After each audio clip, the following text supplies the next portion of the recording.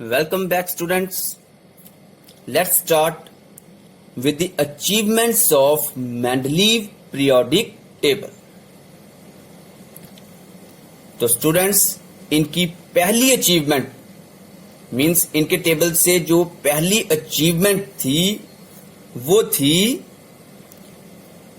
Systematic study of elements. ये रही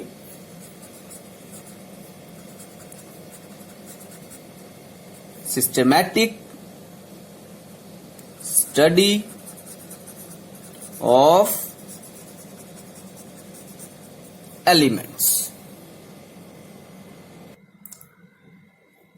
इन्होंने हमारी केमिस्ट्री जो थी वो एक सिस्टमैटिक तरीके से चलाई। मींस इन्होंने एलिमेंट्स को एक सिस्टमैटिक तरीके से अरेंज किया जिससे केमिस्ट्री मोर कंप्रीहेंसिव हो गई। तो इसके अंदर हम लिख सकते हैं, it makes chemistry more systematic and comprehensive.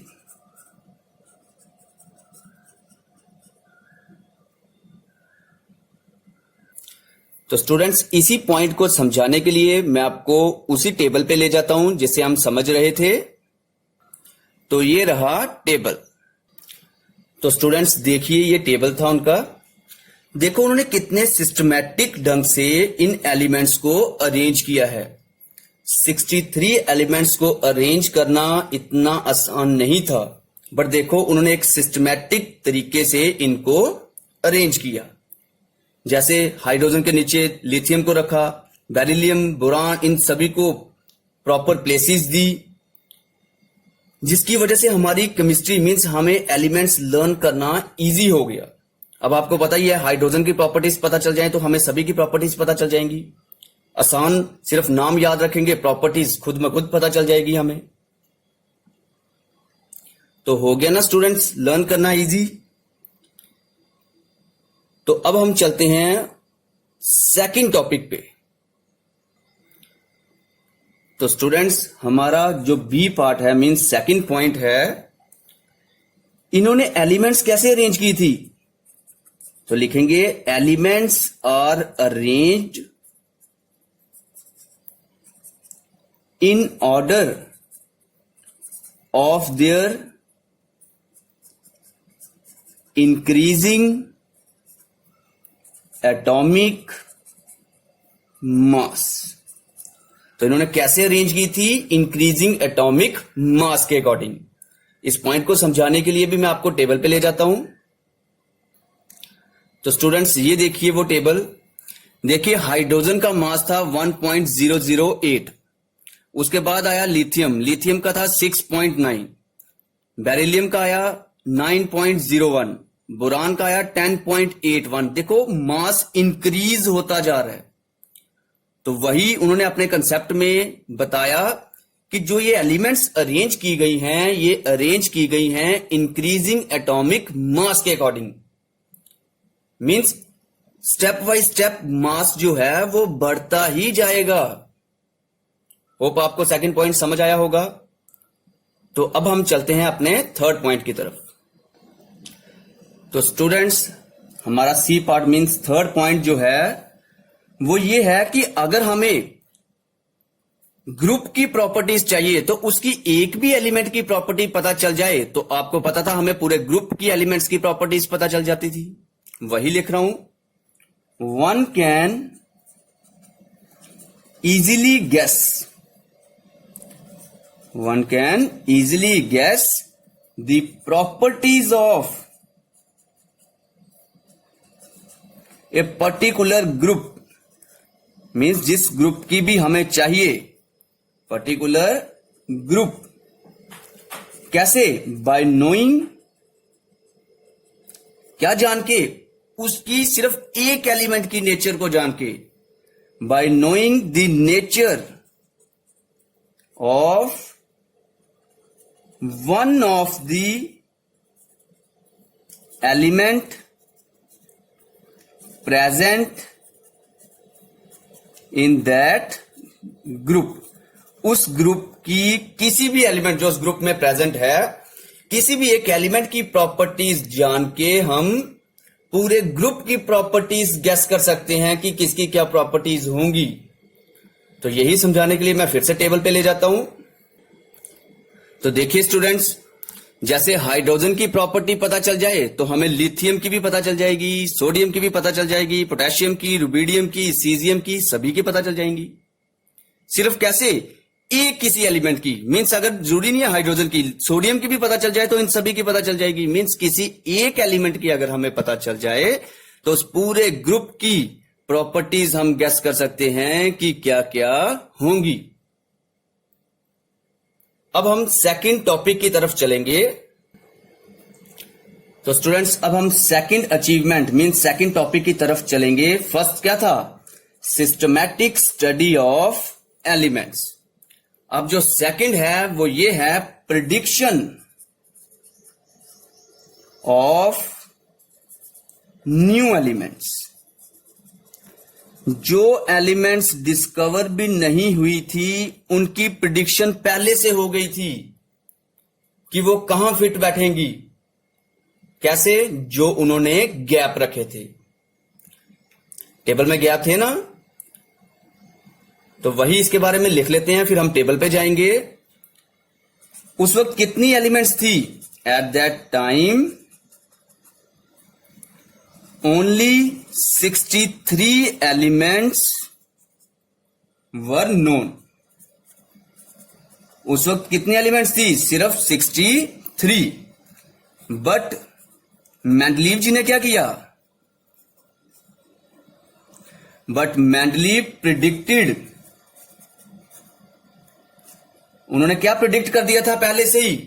The existence of, the existence, किसकी existence? Existence of some unknown elements. Unknown elements means जो अभी डिस्कवर भी नहीं हुई थी, उनके बारे में उन्होंने क्या कर दिया? The Mendeleev predicted the existence of some unknown elements and, और उन्होंने क्या छोड़ दिया उनके लिए? एंड लेफ्ट गैप्स, उनके लिए उन्होंने क्या छोड़ दिए? Gaps. Left some gaps for these element, उन्होंने उन एलिमेंट्स के लिए गैप छोड़ दिए थे। तो टेबल में आपको गैप फिर से एक बार दिखा देता हूं। तो स्टूडेंट्स देखिए, ये था वो टेबल। देखो इन्होंने ये गैप छोड़ा था, इधर गैप छोड़ा हुआ है, इधर गैप छोड़ा हुआ है। ये जो गैप है ये आपके सामने। तो स्टूडेंट्स, ये जो गैप थी, ये जब फ्यूचर में एलिमेंट्स डिस्कवर हुई तो यहां पे फिट बैठी, कुछ जगह पे बैठी, कुछ जगह पे नहीं बैठी, बट कुछ जगह पे तो बैठी थी ना। उन्होंने जो प्रिडिक्ट किया था वो तो उन्हीं की अचीवमेंट थी। मीन्स उन्होंने पहले ही बता दिया था कि यहां पे जो फ्यूचर में एलिमेंट डिस्कवर होंगी वो यहां पे फिट बैठेंगी। तो ये थी उनकी अचीवमेंट। तो फ्यूचर में जो जो एलिमेंट्स इधर फिट बैठी थी उनमें स्कैंडियम, गैलियम और जर्मेनियम है, जो बाद में यहां पे फिट बैठी थी। तो अब चलते हैं हम अपनी थर्ड अचीवमेंट की तरफ। तो थर्ड अचीवमेंट है प्लेसमेंट ऑफ नोबल गैसेस। देखो इस टेबल में नोबल गैसेस नहीं है क्योंकि उस वक्त उनकी डिस्कवरी नहीं हुई थी। बाद में जब उनकी डिस्कवरी हुई तो ये जो बॉक्स दिख रहा है ना, ये जो वर्टिकल कॉलम है, इसके आगे वो सेपरेट एक कॉलम बनाया गया और वहां पे वो नोबल गैस फिट की गई बिना इस टेबल को डिस्टर्ब किए हुए। तो ये भी उनकी अचीवमेंट थी, क्योंकि अगर बीच में फिट करते तो ये टेबल खराब हो जाना था। और उनको एक सेपरेट वर्टिकल कॉलम दिया गया लास्ट में, जिससे नोबल गैसेस लास्ट में एडजस्ट की गई बिना टेबल को खराब किए गए। तो वही लिखेंगे अब हम थर्ड अचीवमेंट।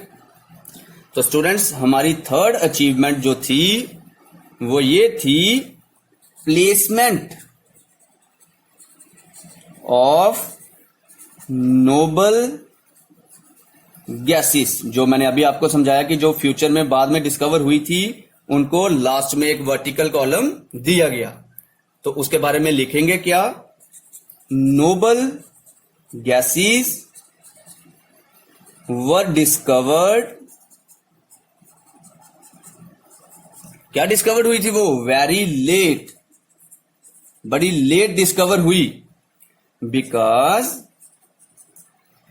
तो आपको पता ही है इनर्ट गैसेस भी बोलते हैं उनको हम, और जो इनर्ट गैसेस हैं वो नेचर में मींस एटमॉस्फेयर में बड़ी कम कंसंट्रेशन में हैं, इसलिए वो बाद में पता चला कि वो भी एग्जिस्ट करती हैं।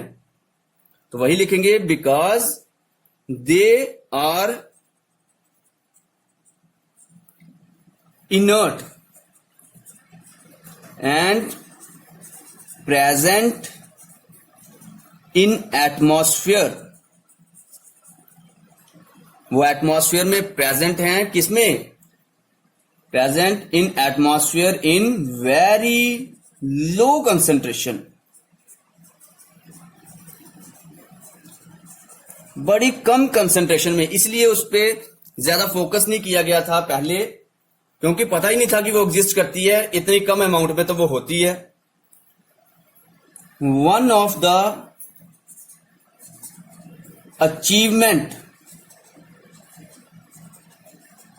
Of Mendeleev periodic table, short में लिख रहा हूं empty, was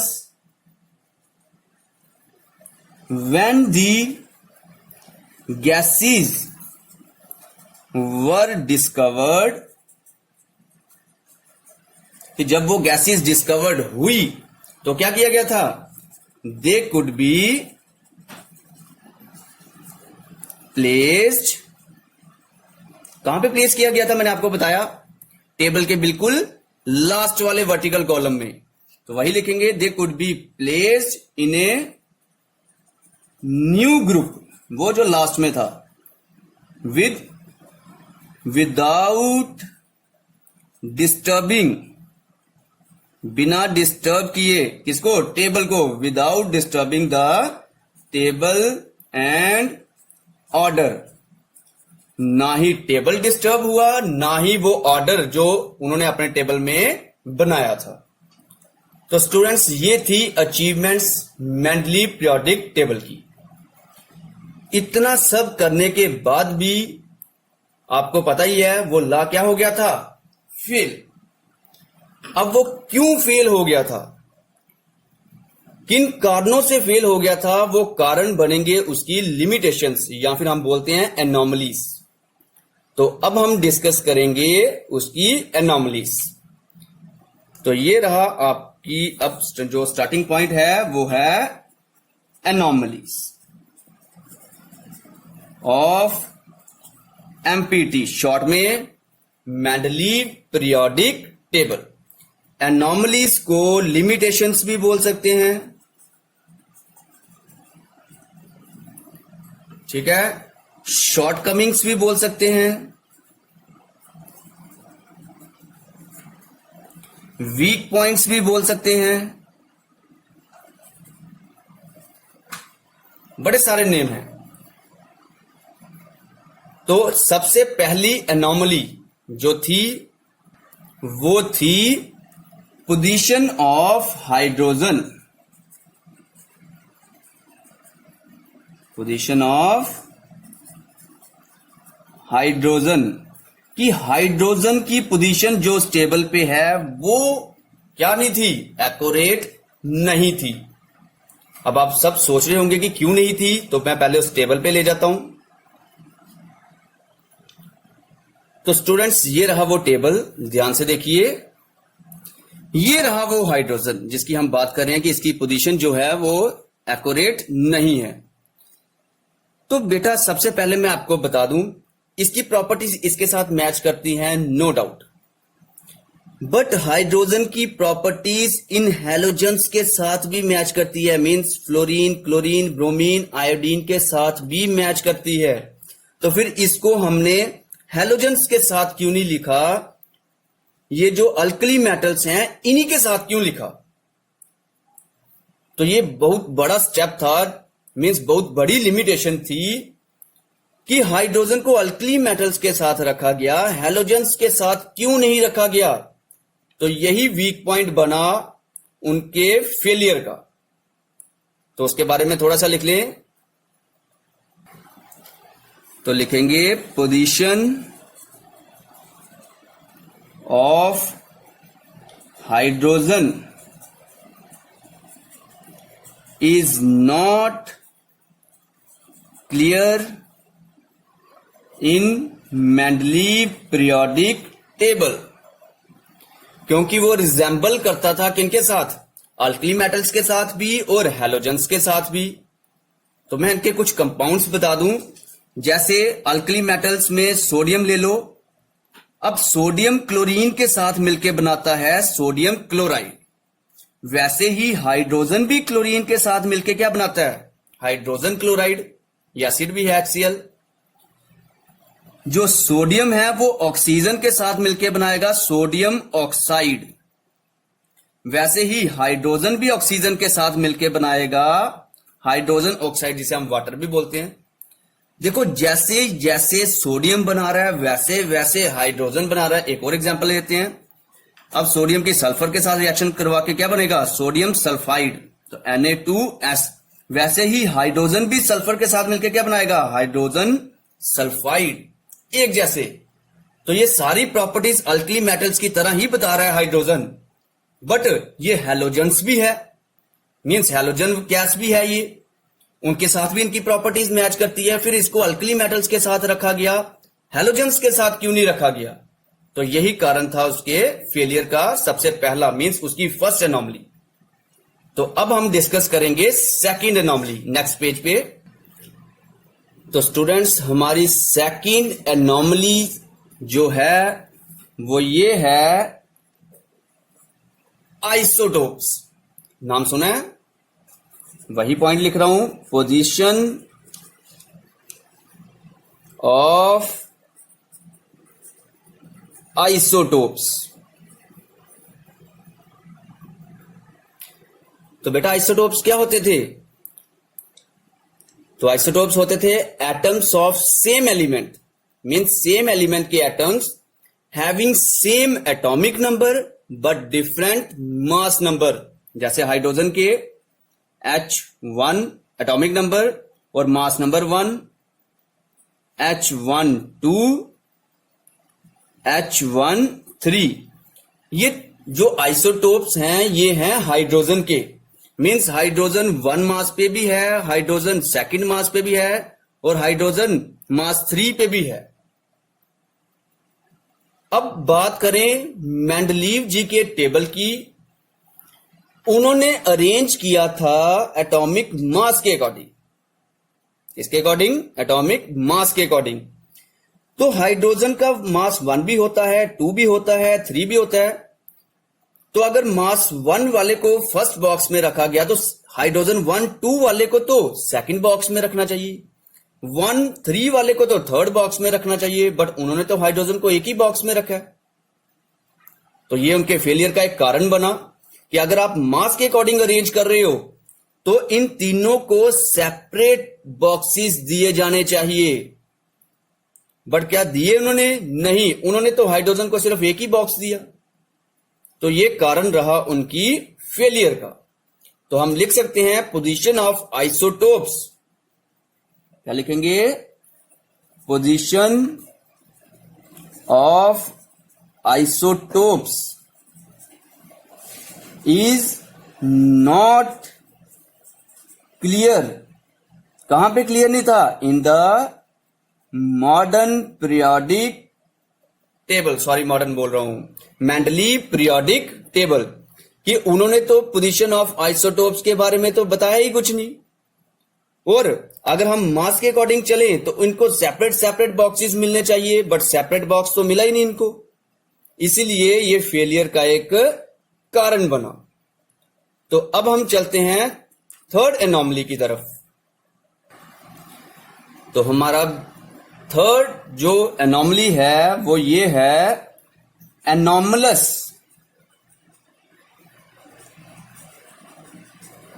pair of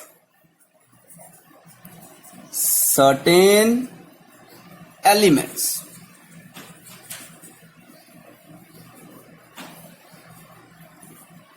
Anomalous pair of certain elements. तो स्टूडेंट्स देखिए, तो बेटा मैं इसको आप ये जो स्टेप है ये मैं आपको पहले टेबल पे ही समझाता हूं, फिर लिखेंगे हम इसके बारे में। तो स्टूडेंट्स देखिए, ये जो टेबल उन्होंने बनाया था, ये उन्होंने बोला था मैं इंक्रीजिंग एटॉमिक मास के अकॉर्डिंग अरेंज कर रहा हूं। अगर वो इंक्रीजिंग एटॉमिक मास के अकॉर्डिंग अरेंज कर रहे हैं तो ये देखिए, कोबाल्ट का मास है 58.9 और निकल का है 58.7। तो कोबाल्ट पहले कैसे आ गया और निकल बाद में क्यों आया? अगर वो मास के अकॉर्डिंग अरेंज कर रहे हैं, अगर मास के अकॉर्डिंग है तो निकल इधर आना चाहिए था, कोबाल्ट इधर आना चाहिए था, क्योंकि उसका मास कम है। बट उन्होंने कोबाल्ट को पहले रखा और निकल को बाद में, जबकि इसका मास ज्यादा है और इसका मास कम है। स्टूडेंट्स यहां पे भी देखिए, टेलुरियम का मास है 127.6 और आयोडीन का है 126.9 और आयोडीन इन्होंने बाद में लिखा है और टेलुरियम को पहले लिख दिया है। तो क्या हुआ, यहां से भी एक वीक पॉइंट है और यहां से भी एक वीक पॉइंट है। और भी बड़ी सारी एलिमेंट हैं इसमें, जिससे क्या हुआ, जिनको इन्होंने ज्यादा मास वाली को पहले लिख दिया और कम मास वाली को बाद में, जो इनका एक वीक पॉइंट बना इनके फेलियर का। तो इसके बारे में थोड़ा लिख लेते हैं। If elements are arranged in order of their increasing atomic mass, then कौन कौन सी एलिमेंट के बारे में बात की अभी हमने? देन कोबाल्ट मास कितना 58.93 is placed before potassium 39। Sorry, cobalt के बारे में तो हम निकल के बारे में डिस्कस करते, पोटेशियम कहां लिख दिया, निकल। तो इसका मास है 58.70, मीन्स कोबाल्ट 58.93 जो है वो पहले प्लेस कर दिया किससे? निकल से, जिसका मास कितना था 58. सेकंड एग्जांपल किसकी ली थी हमने? तो सेकंड हमने ली थी टेलुरियम। टेलुरियम का मास कितना था 127.60, जो हमने प्लेस्ड बिफोर आयोडीन कर दिया था, जिसका मास था 126.9। और भी बड़ी सारी है मेरा बेटा, आर्गन रख दिया था पोटेशियम से पहले, और भी बड़ी सारी हैं, जिसके कारण ये जो टेबल था वो फेल हो गया था। तो स्टूडेंट्स, फोर्थ एनोमली जो है वो ये थी कि इन्होंने सिमिलर एलिमेंट्स जो थी, similar elements placed in different group, means उन्होंने जो एक जैसी एलिमेंट थी, जिनकी प्रॉपर्टीज एक जैसी थी, वो इन्होंने कुछ एलिमेंट डिफरेंट ग्रुप में रख दी, जबकि वो तो एक ही ग्रुप में आनी चाहिए थी, उनकी प्रॉपर्टीज एक जैसी थी। जैसे एग्जाम्पल के तौर पे बेरियम एंड लेड, इनकी प्रॉपर्टीज एक जैसी हैं बट ये डिफरेंट ग्रुप में हैं। कॉपर एंड मर्करी, इनकी प्रॉपर्टीज एक जैसी हैं बट ये डिफरेंट ग्रुप में हैं। मैं टेबल पे समझाता हूं ये।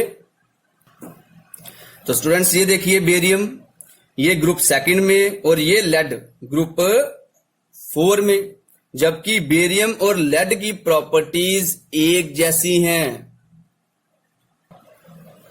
वैसे ही कॉपर को देखो, ये कॉपर और ये मरकरी, जबकि इन दोनों की प्रॉपर्टीज एक जैसी होती हैं। ये ग्रुप 1 में है और ये ग्रुप 2 में। तो ये बहुत बड़ा कारण रहा उनके फेलियर का। तो अब हम नेक्स्ट एनॉमली की तरफ चलते हैं। तो हमारी नेक्स्ट एनॉमली है grouping of dissimilar elements. Means जो डिसिमिलर, जिनकी प्रॉपर्टीज इतनी मिलती नहीं थी, उनको इन्होंने एक ग्रुप में रख दिया कुछ जगह पे, और जिनकी प्रॉपर्टीज मिलती थी उनको, जैसे पिछली एनॉमली में पढ़ा कि जिनकी प्रॉपर्टीज सेम थी वो डिफरेंट ग्रुप में, और जिनकी डिफरेंट प्रॉपर्टीज थी उनको इन्होंने एक ग्रुप में रख दिया। अब जैसे देखो, ये मैं टेबल पे ही समझाता हूं। तो स्टूडेंट्स ये देखिए, जैसे lithium, sodium, potassium, rubidium, caesium, इनकी आपस में प्रॉपर्टीज एक जैसी हैं।